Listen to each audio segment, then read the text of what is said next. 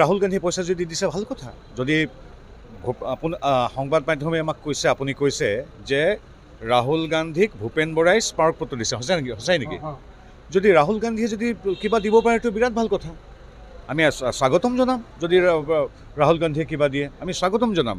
কিন্তু আমি জানো যে ৰাহুল গান্ধীৰ পৰা গৌৰৱ গগৈৰ পৰা ভূপেন বৰাদেৱে এতিয়া খালি তেওঁলোকে আশ্ৰয় শিবিৰত গৈ মিছা কথা প্ৰচাৰ কৰা, এতিয়া মনৰ কষ্ট থকা মানুহবিলাকৰ মাজত ৰাজনীতি কৰিছে। আমি আহ্বান জনাম, ৰাজনীতি কৰক আপোনালোকে, এসপ্তাহ 10 দিনৰ পিছত কৰক। এতিয়া আমি সকলো হিমন্ত বিশ্ব শৰ্মাৰ নেতৃত্বত, আমাৰ দলৰ নেতৃত্বত আমি চৰকাৰৰ কৰ্মচাৰীসকলৰ সহযোগত আমি কাম কৰি আছোঁ। এতিয়া এইবিলাক আমাৰ কথা নাই। আৰু পইচা, ধন, সহযোগিতা কোনে আগবঢ়াইছে? আজি মমডালৰ পৰা চিকিৎসা সেৱাৰ পৰা দিন ৰাত একাকাৰ কাম কৰি কোনে কৰি আছে? ডক্টৰ হিমন্ত বিশ্ব শৰ্মাৰ নেতৃত্বাধীন ৰাজ্য চৰকাৰ। আৰু সহযোগ কোনে কৰি আছে?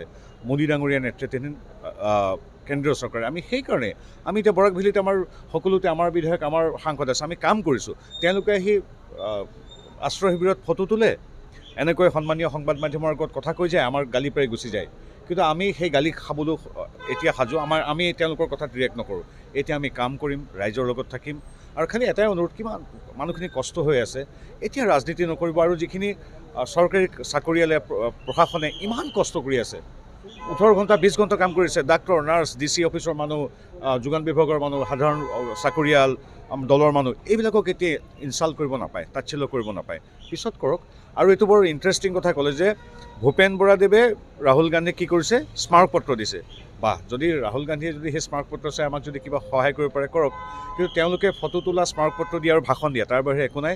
ৰাইজৰ লগত আছোঁ আমি হিমন্ত বিশ্বৰ নেতৃত্বত, মোদী ডাঙৰীয়াৰ সহযোগিতাত। গতিকে এতিয়া এইবিলাক কথা নকওঁ, এতিয়া আমি মানুহৰ লগত থাকিম। এতিয়া ৰাজনীতি কৰাৰ সময় নহয়।